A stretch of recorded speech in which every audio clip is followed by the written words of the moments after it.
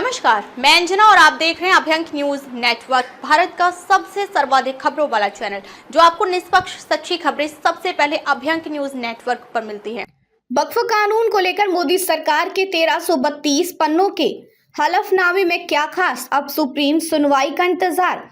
केंद्र सरकार ने सुप्रीम कोर्ट में वक्फ संशोधन कानून 2025 का बचाव करते हुए कहा कि यह कानून स्पष्ट रूप से संवैधानिक आधार पर खड़ा है और किसी भी मौलिक अधिकार का उल्लंघन नहीं करता। केंद्र ने कहा कि संसद से पारित ऐसा कानून जो संविधान आधार पर खड़ा हो, उस पर पूर्ण रोक नहीं लगा सकते। केंद्र ने कहा यह कोर्ट सुनवाई के दौरान याचिकाओं में दी गई चुनौतियों की जांच करेगा, लेकिन यदि याचिकाएं खारिज हो जाती हैं तो सामान्य मामलों में यहां तक कि मुस्लिम समुदाय के सदस्यों पर भी ऐसे स्थगन आदेश के प्रतिकूल परिणामों, खासकर कानून की वैधता के संदर्भ में, उसके बारे में जाने बिना कानून पर पूर्ण या आंशिक स्थगन देना अनुचित होगा। केंद्र ने चीफ जस्टिस संजीव खन्ना की अगुवाई वाली पीठ, जो 5 मई को याचिकाओं पर अंतरिम आदेश देने वाली है, उससे अनुरोध किया कि कानून के प्रावधानों पर कोई स्थगन ना दिया जाए।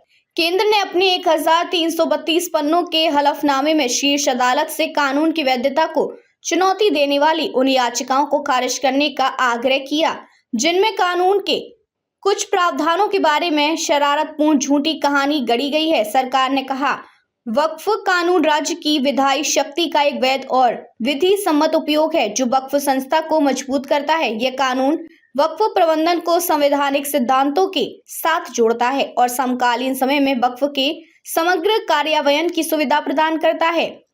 निजी और सरकारी संपत्तियों पर अतिक्रमण करने के लिए वक्फ प्रावधानों के कथित दुरुपयोग का जिक्र करते हुए हलफनामे में कहा गया कि मुगल काल से पहले, आजादी से पहले और आजादी के बाद के दौर में कुल वक्फ भूमि की संख्या 18,29,163.896 एकड़ थी। चौंकाने वाली बात यह है कि 2013 के बाद वक्फ भूमि में 20,92,072.536 एकड़ की बढ़ोतरी हुई है, यानी 2013 से वक्फ संपत्तियों में 116% की चौंकाने वाली वृद्धि हुई है।